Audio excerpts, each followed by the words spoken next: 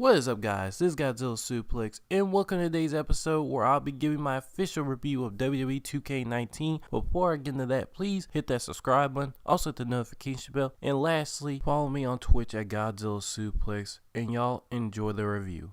Man, it's been a long journey. I have been playing WWE 2K games since 2K15, 2K's very first WWE game, and I tell you, they've come a long way. Even my first video that I ever did on YouTube about a year ago to this point was versus Ant in WWE 2K18. So you could say I've had a long history with WWE games. But today I want to do something a little different. Normally I would just do a review and give my overall score, but I want to give my score based off the game's last iteration, WWE 2K18. Because it's a yearly cycle, it's kind of hard to track where games come from originally with the first initial release of WWE 2K15 and WWE 2K19. So I think it's proper to judge it by its last iteration. So let's just get started. The first thing I want to talk about is the gameplay changes, because the pace has actually been upped a little bit, but in some ways it's been drastically downgraded as far as the pacing. The pacing sometimes can be fast. It's a little, now instead of just being set, it's a little inconsistent to me. But I think the best thing about the gameplay, other than, a lot of changes were not really made, but the best thing about it is paybacks. Paybacks are better for more competitive play. Instead of this just being a fake wrestling game and the matches are straightforward, and I said this a couple of years ago in different videos, that 2K has to add a lot of stuff to the formula to make the gameplay more entertaining and competitive. It can't just have that cut and dry reversal system, and that's exactly what they did. They changed it up with comebacks. Basically, paybacks, well, they're kind of the same. Paybacks, they give you different abilities to help you come back in the match that you are losing. So it just constantly makes it this back and forth struggle. And that's what I like about WWE 2K19 compared to 18, is now the game feels more like a traditional fighting game than just a wrestling game. But overall, the gameplay is about 85 out of 100. It's improved. It's still solid. It can do some tweaks to make it feel different each time you play it with different characters who have different attributes.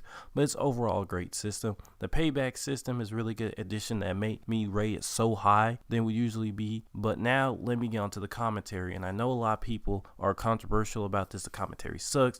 But you gotta realize, NBA 2K, they'll literally compare it to NBA. Basketball is easier to commentate because there are just some common denominators and some very few stars, and then they can give general dialogue, that they would really actually say in the game. But wrestling, since it's pre-planned, it's all about specific superstar, Finn Balor, all these unique personalities. It's hard to create good commentary with stuff that is more unique than something that is bland like basketball or football. But still, I expect way more than what they brought. They had some good points, and that's why I only had to rate it at 81, because they didn't bring, I think, as much as they should have back to the table in the commentary section, even though they add some good and valuable commentary. Now, the next thing I want to talk about is showcase mode. The Daniel Bryan showcase mode was actually really good. I liked it. It was very deep. I think some of the commentary was sort of bland and what you expect of Daniel Bryan, but I think the matches they chose were a good selection. I was following the rivalry ever since he lost to the Wyatt family. That was actually the first Raw I ever watched, when he turned on Bray Wyatt in the steel cage match with the Usos. So to see that play back again in such high quality fashion is just great. But I think the biggest thing about showcase mode is that it brings the wholeness back to WWE games, because after a while it just felt like it was something missing, and this was what really was missing to kind of bring all the content together and get a full package of everything. But my rating for the Daniel Bryan showcase mode is a 90 out of 100. The reason why I didn't really rate any higher is because those little challenges are kind of nagging for some reason. Unlike most showcase modes that I played, it was just really nagging.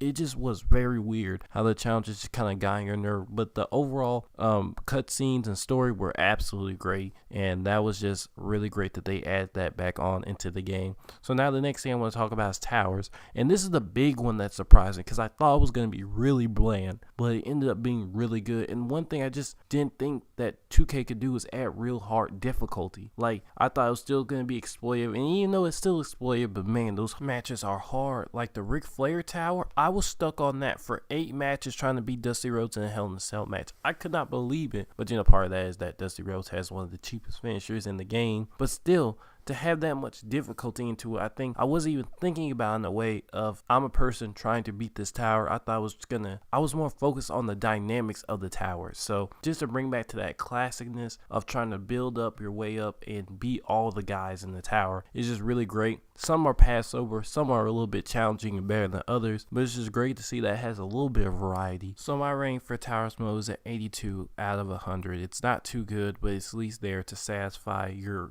probably need to beat more difficult challenge. So the next thing I want to talk about is online play, and this is where I really give WWE heads up. Those servers were absolutely amazing. No cutout, no problems at all. It just went straight through, and the matches were so fluid and fun. You know, from the triple threats to the singles, they were all really awesome and fun to play. And I would have to give those the online portion of it an 88 out of 100. Those are awesome and just fluid and great, except the occasional stutter. But then let me talk about Universe mode, one of the more important modes in the game and one of the more replayable modes also in the game. And my thoughts about this, that it improved in the customization options, but I still think there is a lot left to be desired in the storyline aspect of the game. It just really still can't hold a story, or since you can't make a story, since there's no story maker, which they obviously need to bring back, but they're not.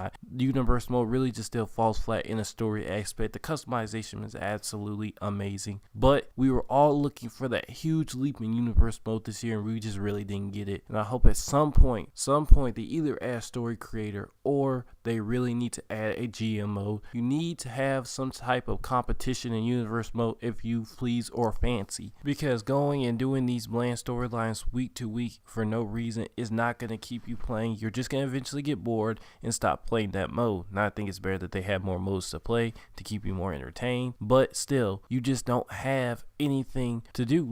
There's no goal in it, so why are you still playing it after a while? Just to see a bland storyline playing out? No, because what it needs you going against somebody else. I think they should add online Universe mode. So if you want to go invade somebody else's Universe mode, you can, and you will be able to compete against them and maybe get points. And there's just so many things they can leap in this mode. And that's why my score is a 79, because I'm sort of still disappointed. Even though it made some necessary improvements customization wise, it still has fallen flat of its potential to be better than GM mode. But now let me go to the best mode in this game by far, and one of the most improved modes from last year, and that's career mode. Gosh, this has made such an improvement. I'm so glad they took a book out of NBA page without taking in the cringiousness with it, because that cringiness is what just drew me away from the NBA 2K games. I just couldn't take it. I can't play that mode. It is so bad. And this is just a right balance of comedy and seriousness. And to have to play with the WWE superstars, and plus their voice actors, it's so great. I mean, the story of Buzz is actually really cool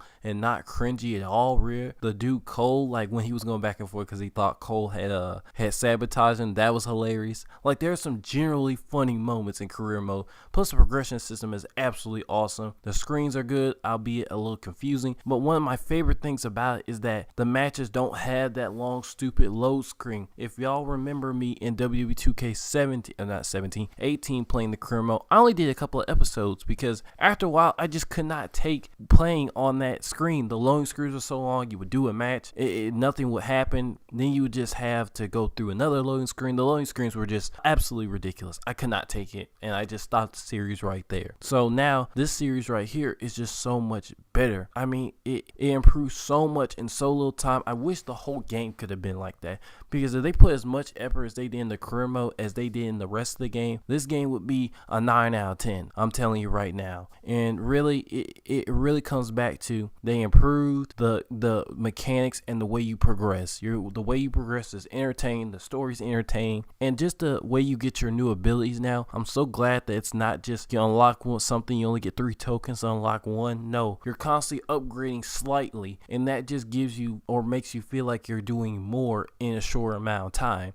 even though you're only progressing by a little bit. So it's just great to see. And even though I got destroyed in the little online challenge that you play against people, it was still fun, even though I got destroyed by somebody who had all the abilities. And the fact is that they take turns in sort of the mythical WWE universe and the reality wrestling universe. It's just so fun to see them go back and forth between those two and just really have fun with the story. So then I just really have to say about this is a 95 out of 100. You know, it's such a vast improvement from what they've done. It's almost perfect, really. I mean, it's exactly the sweet spot that they really need to get to. And let me also just mention the match types. We got so many new match types that should have really been in this game, but I'm not going to credit them too much because we have been able to do this in mods on PC for years now. So they really could have done it at any time, but they decided to do it this game, and they came down in full force. You know, it was really awesome to see how they remade some matches, and now they've added so many improvements to the gameplay